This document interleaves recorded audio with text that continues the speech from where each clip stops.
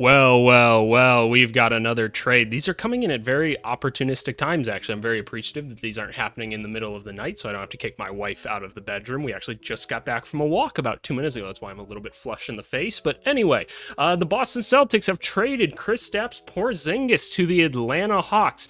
We anticipated a Kristaps Porzingis trade. We knew it was going to happen. That happened pretty quickly. Boston, Atlanta, and Brooklyn are finalizing a three-team trade that sends Porzingis and a second-round pick to the Hawks, Terrence Mann and Atlanta's number 22 pick to the Nets, and Georges Niang in a second-rounder to the Celtics. Oh boy, let's draw this one up. Immediately, I'm thinking, okay, they saved quite a bit of money. They didn't get a ton of player capital back, but let's draw this puppy up. Immediately, I'm thinking, oh wow, Hawks might have absolutely crushed this one. Who was the other one? Brooklyn. So let's draw this up. Kristaps Porzingis on his way to Atlanta. They needed another center. They've never had a pick and pop center for Trae Young before. I love this. I love that already. Like, and why not? It's a 1-year deal. Like, who the hell cares? I already love that. Who else got moved? I need to think this through. Shams, what the hell happened? Terrence Mann, and they got off Terrence Mann. Oh Lord. Okay, a second round pick to the Hawks. We don't know what the second round pick is. Let's see. We don't know for sure. Terrence Mann, did he go to the Nets? Is that what they said? Yeah, and the number 22 overall pick. Yeah, you do that every single time. Send that over to the Nets right here. Terrence Mann, where the hell did you go? You're right here. We didn't want to pay your money anyway, and you're kind of just like solid offensive player, like defensively, actually like not really that great, despite his kind of reputation. So that's fine. We send him over here. The Nets needed to pay somebody. This is what their job is to take up all of the draft picks, which this is getting a little bit concerning to me, but we'll talk about it.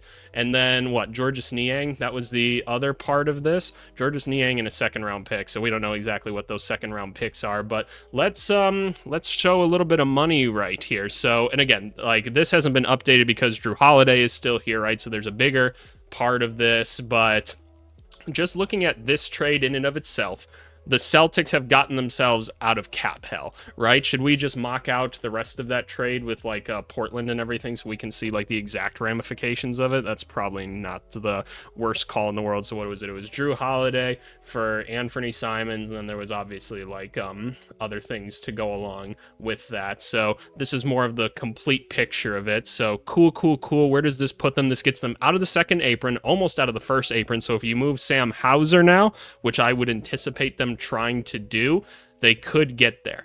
They could totally get there. But okay, let's think all of this through. This trade just in and of itself. You got back Georges Niang and a second round pick. You sent out a second round pick in it, so kind of redundancy there. You traded Porzingis for Niang.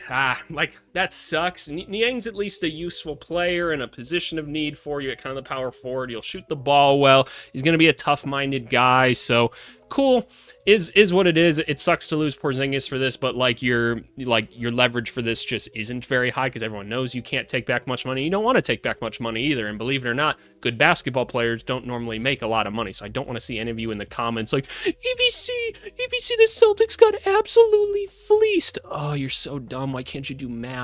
But no, like that's what they had to do, so that's what they had to do. The Hawks, holy cow. So what did the Hawks get all of this? And Atlanta's number 22 overall pick here. So they got off of Terrence Mann. They just got Porzingis in the second round pick. Wow.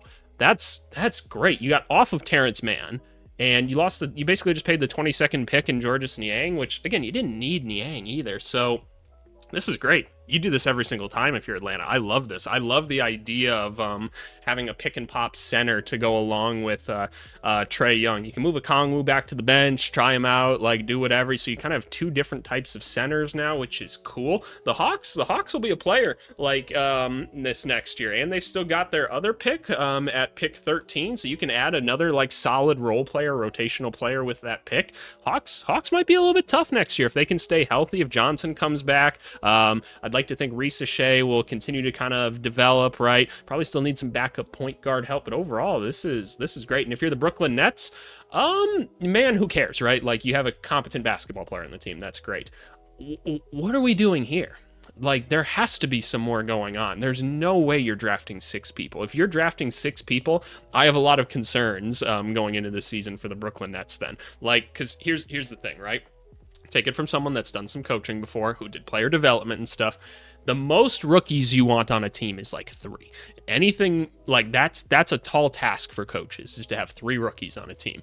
Anything more than that just spells trouble in terms of like developments, like people practicing bad habits, coaches being overwhelmed. It's just very difficult. So I can't imagine they're going to use all of these. I have to imagine these are going to get packaged up into like something else, trying to move up in the draft, something, some way. I don't know. I could see something now where they move with Philly and Philly gets like a bunch of picks out of this. That could be kind of interesting now, but just reacting to this in and of itself, I'm curious. I'm very, very curious as to what Brooklyn's going to do with this, because I would not try to do this. I'm not taking 6 swings at the plate. I'll take a lot of them, but no. So yeah, shout out the Celtics. They got out from within the second apron. I can't imagine they're done yet. Like I said, I wouldn't be surprised if they traded like Xavier Tillman or something, just because they don't, or his is like non-guaranteed, isn't he? Let me check that. What is his contract? I need to click on something else to actually see that. Is his contract non-guaranteed? No, it is guaranteed, but it's above a minimum